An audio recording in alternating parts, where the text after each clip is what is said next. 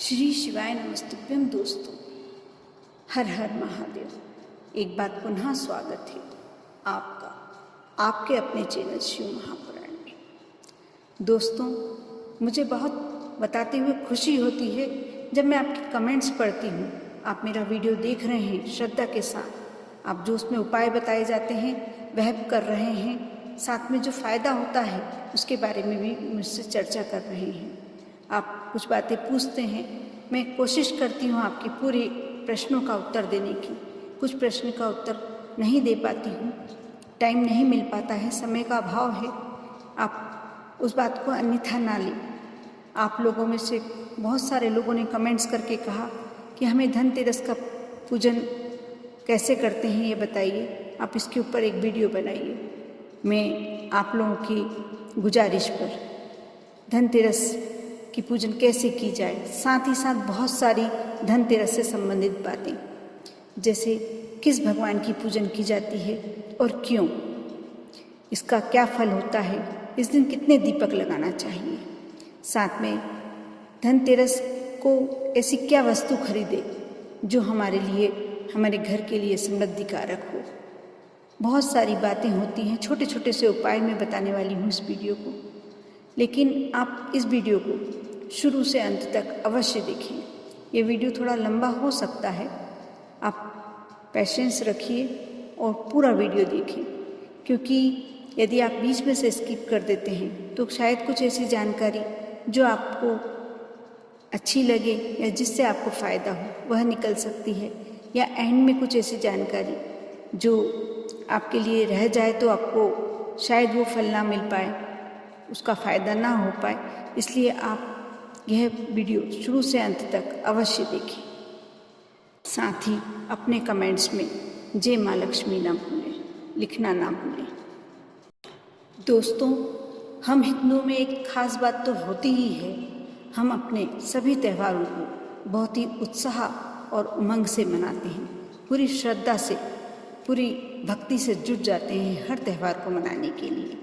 और इसमें साल भर में जो सबसे बच्चों को, बड़ों को, बूढ़ों को, सभी के मन लायक जो त्यौहार होता है वह दीपावली का त्यौहार सभी को बहुत ही प्रिय होता है, क्योंकि बच्चों को इस पर नए कपड़े, फटाके और बहुत सारी मिठाइयाँ मिलती हैं। जो बुज़ुर्ग होते हैं उनके लिए भी ऐसी बहुत सारी बातें होती हैं जो बहुत उनको अच्छी लगती हैं। इस तरीके से हम हमारे त्योहारों को इतना अच्छा तरीके से सेलिब्रेट करते हैं, मनाते हैं कि वह त्यौहार का एक रंग ही अलग हो जाता है। धार्मिक मान्यताओं के अनुसार धनतेरस, जब प्रभु धनतरी प्रकट हुए थे तो उनके हाथ में अमृत से भरा कलश था, इसलिए धनतेरस मनाया जाता है। और धनतेरस में भगवान धनतरी की पूजा करना बेहद शुभ माना जाता है। इस तिथि को कहीं धन त्रयोदशी के नाम से जानते हैं और कोई धनतरी जयंती भी कहता है। इस दिन बर्तन और गहने आदि की खरीदारी करना बेहद शुभ माना जाता है। वैसे देखा जाए तो इस दिन पीतल के कलश या कोई भी धातु के कलश, पीतल के कलश ज़्यादा अहम रखते हैं खरीदारी करने के लिए, क्योंकि कहते हैं जब समुद्र मंथन हुआ था तो इस पीतल के कलश में ही, घट में ही अमृत लेके धनतरी प्रकट हुए थे। धनतेरस के दिन धनतरी देव और माँ लक्ष्मी की पूजन करने से जीवन में कभी भी धन की कमी नहीं रहती। साथ ही इस दिन भगवान कुबेर की पूजन भी की जाती है। साल 2021 में धनतेरस मंगलवार 2 नवंबर को पड़ रही है और साथ ही इसका पूजन का मुहूर्त, शुभ मुहूर्त है शाम 5:25 से 6 बजे तक। प्रदोष काल रहेगा इस दिन 5:39 से 8:14 तक। वृषभ काल रहेगा शाम 6:51 से 8:47 तक। साथ ही अभिजीत मुहूर्त सुबह 11:42 से 12:26 तक है। इस दिन त्रिपुष्कर योग भी बन रहा है जो सुबह 6:06 से 11:31 तक रहेगा। इस योग में खरीदारी करना बहुत ही शुभ होगा। धनतेरस की पूजन करने के लिए हमें इस प्रकार तैयारी करनी होगी। सबसे पहले धनतेरस के दिन सब सुबह उठकर नित्य क्रिया से निवृत्त होकर धनतेरस की पूजन की आप तैयारी शुरू कर सकते हैं। पूजन करने के लिए आप अपने घर के ईशान कोण यानी उत्तर पूर्व का कोना ही चुनें। आप उसको साफ और स्वच्छ कर लें। उस पर थोड़ा सा गंगा जल छिड़क लें। आप उस पर लकड़ी की चौकी, यदि लकड़ी की चौकी आपके यहाँ नहीं है तो आप लकड़ी का पाटा बिछा लें। उस पर लाल रंग का कपड़ा बिछा कर रखें। उस पर धनतरी भगवान की, यदि आपके यहाँ प्रतिमा है तो प्रतिमा, नहीं तो आप फोटो रखिए। साथ ही आप पूजन करते समय पंचदेव यानी भगवान सूर्य, भगवान गणेश, माता दुर्गा, भगवान शिव और भगवान विष्णु की प्रतिमा स्थापित करें। यदि आपके पास इनमें से किसी की प्रतिमा नहीं है तो आप इनको मानसिक स्मरण करके भी काम चला सकते हैं।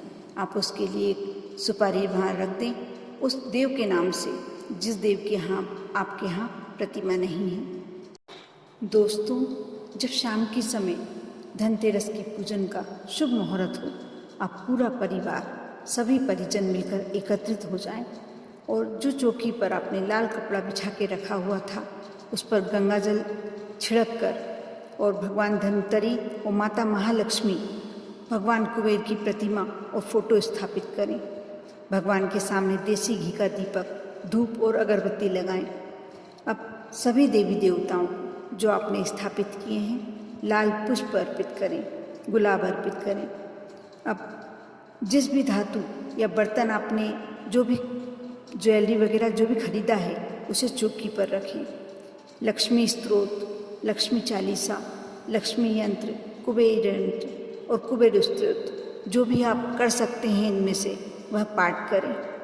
धनतेरस की पूजन के दौरान लक्ष्मी माता के मंत्रों का जाप करना भी बहुत श्रेष्ठ माना गया है।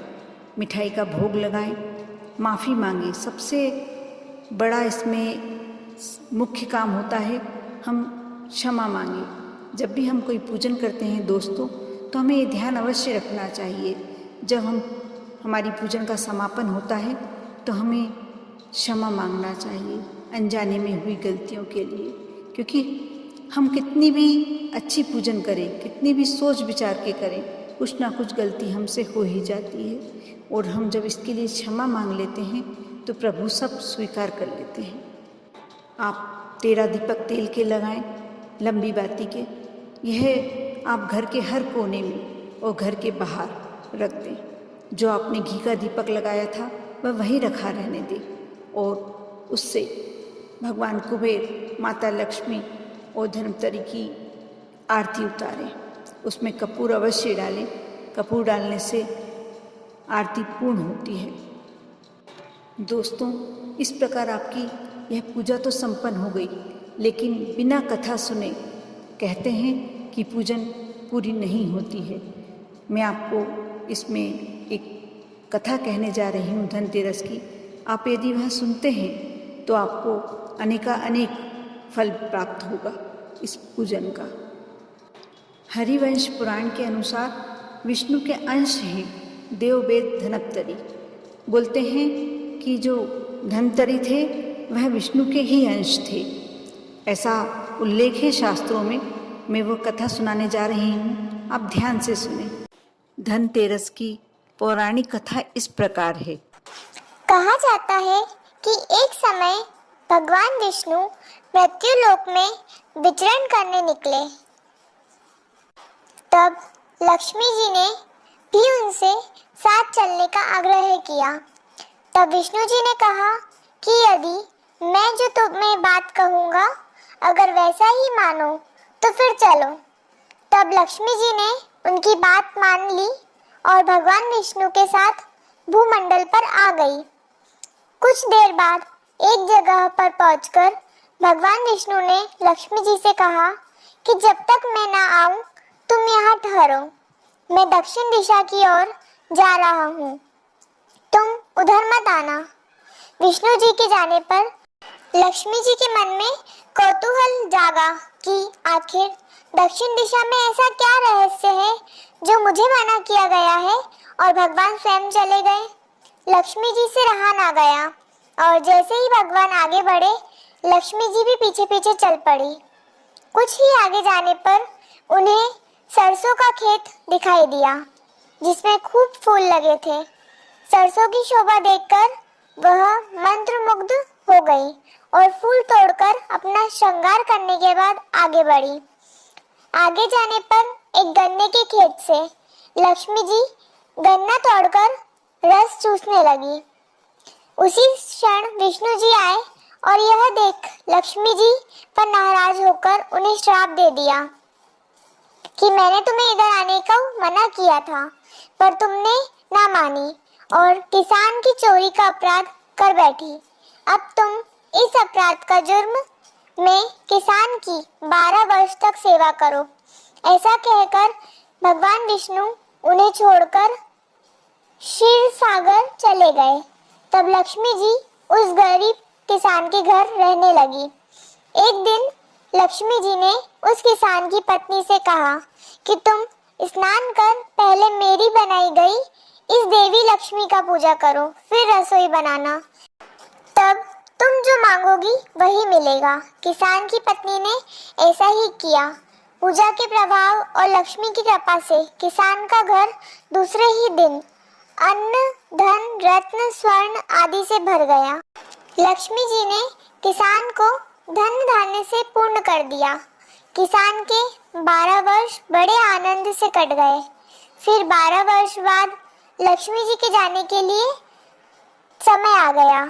विष्णु जी लक्ष्मी जी को लेने आए तो किसान ने उन्हें भेजने से इनकार कर दिया। तब भगवान ने किसान से कहा कि इन्हें कौन जाने देता है, यह तो चंचला है, कहीं नहीं ठहरती, इनको बड़े बड़े नहीं रोक सके। इनको मेरा श्राप लगा था, इसलिए 12 वर्ष से तुम्हारी सेवा कर रही थी। तुम्हारी 12 वर्ष सेवा का समय पूरा हो चुका है। किसान हठ पूर्वक बोला कि नहीं, अब मैं लक्ष्मी जी को नहीं जाने दूंगा। तब लक्ष्मी जी ने किसान से कहा, तुम मुझे रोकना चाहते हो तो मैं जो कहूँ वैसा करो। कल तेरस है, तुम कल घर को लीप पोत कर स्वच्छ करना, रात्रि में घी का दीपक जलाकर रखना और सायंकाल मेरा पूजन करना और एक तांबे के कलश में रुपए भरकर मेरे लिए रखना। मैं उस कलश में निवास करूंगी, किंतु पूजा के समय मैं तुम्हें दिखाई नहीं दूंगी। इस एक दिन की पूजा से वर्ष भर तुम्हारे घर से नहीं जाऊंगी। यह कहकर वह दीपकों के प्रकाश के साथ 10 दिशाओं में फैल गई। अगले दिन किसान ने लक्ष्मी जी के कथा अनुसार पूजन किया। उसका घर धन धान्य से पूर्ण हो गया। इसी वजह से हर वर्ष तेरस के दिन लक्ष्मी पूजन होने लगी। आप धनतेरस की पूजन बताई गई विधि के अनुसार करते हैं, यथाविधि और श्रद्धा के साथ करते हैं। साथ ही आप ये ध्यान रखें, इस कहानी को सुनने से, इस कथा को सुनने से आपको पूरा फल मिलता है, आपकी पूजन संपूर्ण होती है। आप अवश्य धनतेरस के दिन ऐसा करें, माँ लक्ष्मी का स्मरण करें, माँ लक्ष्मी को याद करें, साथ में कुबेर की पूजन करें, धनवंतरी की पूजन करें। आप देखना आपकी धनतेरस की पूजा कितनी सफल होती है। धनतेरस, नाम ही धनतेरस है, आप समझ सकते हैं कि ये धन को देने वाला, आपके घर लक्ष्मी को बढ़ाने वाला दिन है। आप अवश्य इस प्रकार से पूजन करें, साथ ही कथा का स्मरण भी करें। आप पर और आपके पूरे परिवार पर माँ लक्ष्मी की कृपा बनी रहे। आप यह वीडियो देखने के बाद जय माँ लक्ष्मी कमेंट्स में ना लिखना भूलें। ओम नमः शिवाय।